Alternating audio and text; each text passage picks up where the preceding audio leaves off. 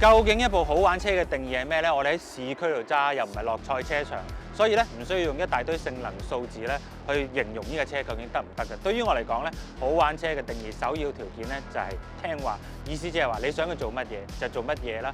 第二樣嘢咧就係彼此之間咧要好有交流、好有聯繫嘅。第三樣嘢咧就係你唔需要揸得快，但一樣俾到刺激感你。之後咧就係你犯錯，佢一樣會發脾氣，會話俾你聽，但係唔可以扭計咯。哇，講到尾咧，好似揀女朋友咁。我哋今日咧就揀咗位好好嘅女朋友啦 ，Lotus 嘅 Exige 350係可以揸一世嘅女朋友，唔好心邪啊！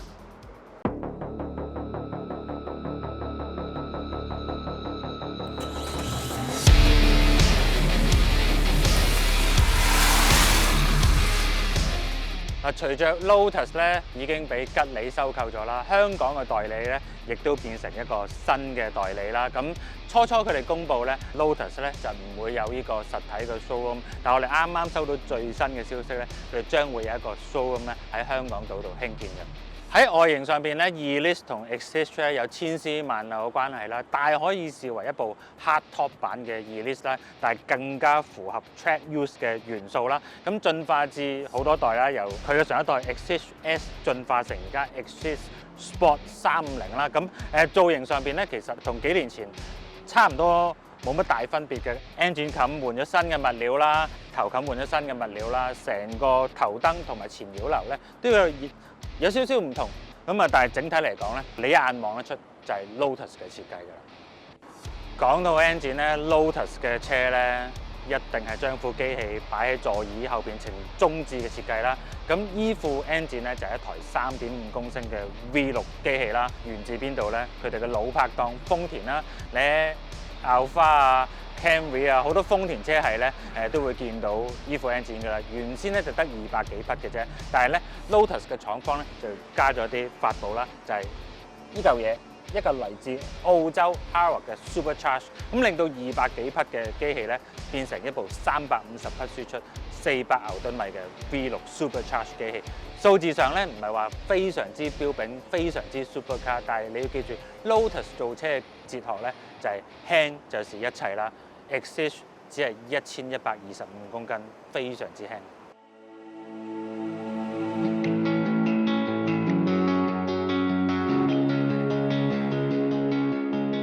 喺我嘅工作生涯中咧，我有好多揸 Lotus 嘅經驗㗎啦。咁每一次揸完咧，都係滿足嘅，都係冧嘅，唔想落車嘅。呢部 Exige 咧，當然唔例外啦。剛才講過啦，呢部車馬力咧就唔係重點嘅，佢真係好玩，非常之真實嘅機械溝通感啦。咁嚟自咩嘢咧？冇動力輔助嘅轉向系統啦，好清晰、好清脆嘅波箱操作啦，編排得一流嘅腳踏啦。最高規格嘅鋁合金車架啦，前後雙搖臂啦 ，AP 嘅 brake 啦，就算用緊嘅胎米芝蓮嘅 PS4， 無論 grip 同埋排水性都係一流。開呢啲咁嘅 Lotus 咧係非常之有挑戰性嘅。近代嘅汽車嘅設計咧，其實只要你有少少對駕駛嘅認知咧，你基本上咧一跳上車你就會如魚得水嘅。但係 Lotus 唔同嘅，如果你以前未揸過咧，你係需要啲時間去適應佢嘅行程啦，適應佢嘅轉向系統啦，適應佢嘅波箱操作啦。你唔會一跳上車咧就可以征服到佢。咁呢啲咧就亦都係揸 Lotus 嘅樂趣啦。而開呢啲車咧嘅玩味在於咩咧？就係佢技術要求好高啦。佢嘅車咧嘅寬容性亦都其實好強啊。但係你一有任何嘅錯誤，佢一定會即刻話俾你聽。你要即時作出修正修補啦。咁好可惜啦，今日就落雨，即係有啲掃興嘅。但係換個角度睇咧，咁你可以喺唔同環境試到呢部車嗰個特性咧，又係另一番韻味嚟嘅。凡事仲要樂觀啲諗嘅。咁呢架車咧喺呢啲咁嘅濕滑嘅路面上邊咧，係真係需要技術嘅。咁你一定要好好控制到你入彎嘅速度啦，你個減速要適當啦。咁但係呢套 brake 咧係真係要讚嘅，個腳感咧係一流嘅。雖然佢係有雙輔輔助嘅，但係佢嗰個溝通感咧等於你隻腳踩幾多，佢就停到幾多俾你。係超級嘅清晰。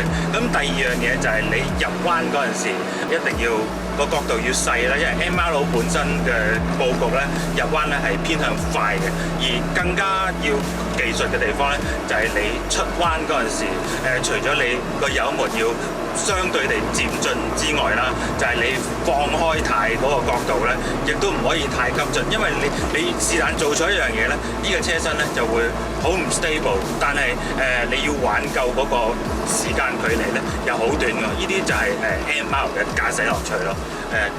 初初咧會覺得好翹口斬手嘅，但係你越揸咧，你就會覺得哇好爽。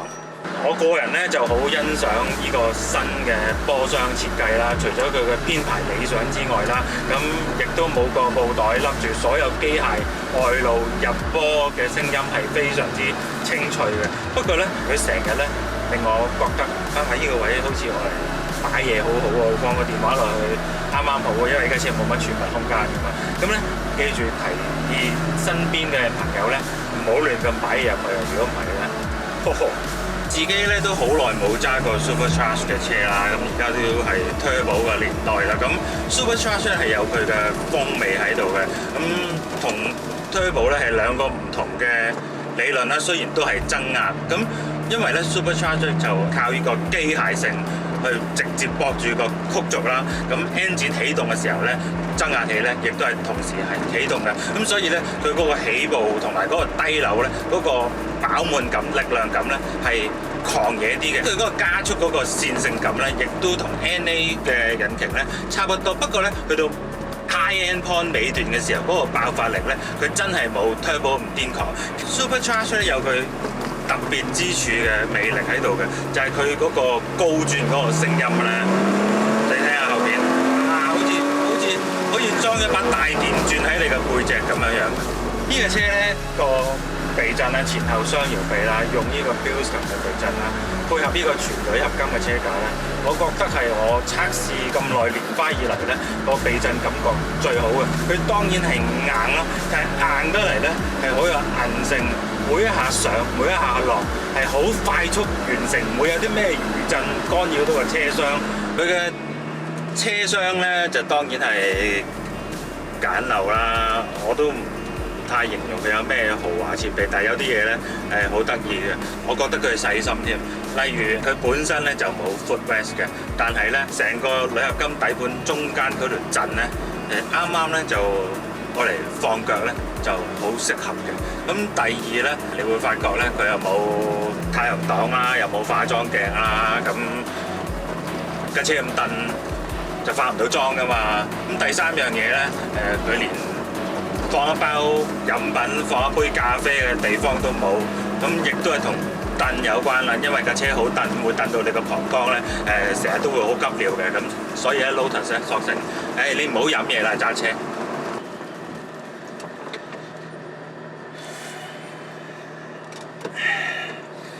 即係大話都揸咗呢部車半日啦，咁真係散嘅，真係攰嘅。咁但係咧，你個人咧又覺得好滿足，好似食咗一餐好美味嘅晚餐咁樣咯。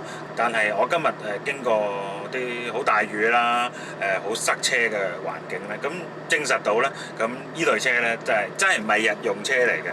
咁日常用咧，你會覺得好辛苦，尤其是泊位啦。雖然佢有個 parking sensor，但係你睇下後邊嘅視野係近乎零嘅。但係你擁有佢，你揸到翻去停車場擺低，沖個涼，第二朝咧，你又會好想，我不如又揸佢出去玩下啦。咁呢啲車咧就係擺明就係一架玩具咯。而呢個玩具咧好好玩，做玩具最緊要咩咧？好玩咯，佢非常之好玩。作為男士咧，當然知道 Lotus 係正嘢啦。咁如果你有身邊有個女伴坐喺側邊咧，其實佢又未必真係 enjoy。咁我成日好想知道，即係女士點樣睇呢啲咁嘅不實用型嘅跑車咧？依位咧應該會有佢嘅見解。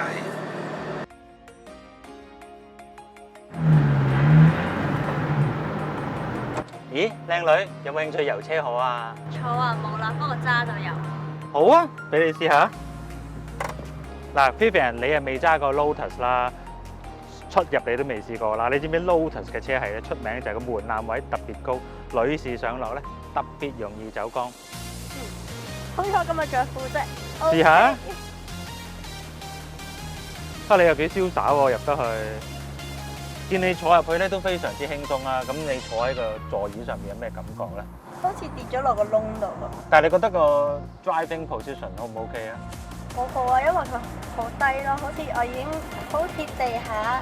你係覺得個座位 OK 啊，但係其實個腳夾嘅距離咧，呢張凳咧個背墊係唔可以調校嘅。你踩唔踩到個皮力士先？你試一試先，得唔得咧？勉強伸直係可以。咁即係佢唔係長腿咯，長腿先至揸到啊！唔緊要，我可以有啲嘢幫到你，唔需要擔心。準備咗份禮物俾你，蓮花增高器。好，你睇下而家好唔好啲？完美。完美 OK。Vivian 手車咧有幾勁咧，就大家都唔需要懷疑㗎啦。大家喺之前嗰條片睇到佢可以甩尾嘅呢個女仔，咁相信咧依架 XCH Lotus 咧難唔到佢嘅。鏡啱唔啱？要校一校。 OK， 因為 Lotus 咧嘅側鏡咧係要手動調校，好 raw。好 raw，成嚿拱出去。冇錯啦。嗱，而你依邊咧就係聲控嘅，好近咯，佢個 pedal 就唔係個油門。但係個震位都幾高下。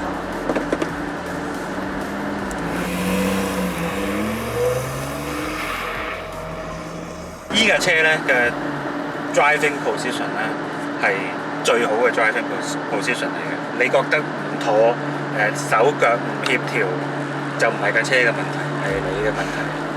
我覺得好好啊。好，你唔好用增高器啦。我都唔想㗎。就第一次揸 Lotus 啊，亦都係第一次揸 MR 車，本身就揸開飛利。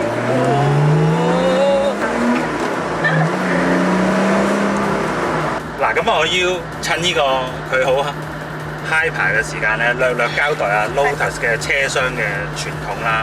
咁基本上咧，而家依架咧已經係最豪華、最先進嘅啦。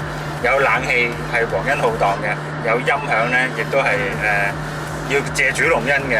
咁而且咧，佢個冷氣咧係非常之凍。我剛才試過啦，好似係一間。好似喺一間200尺嘅劏房入邊咧，裝咗部2匹嘅冷氣咁。過往嘅手搞窗咧，變成咗而家嘅有電動窗啦。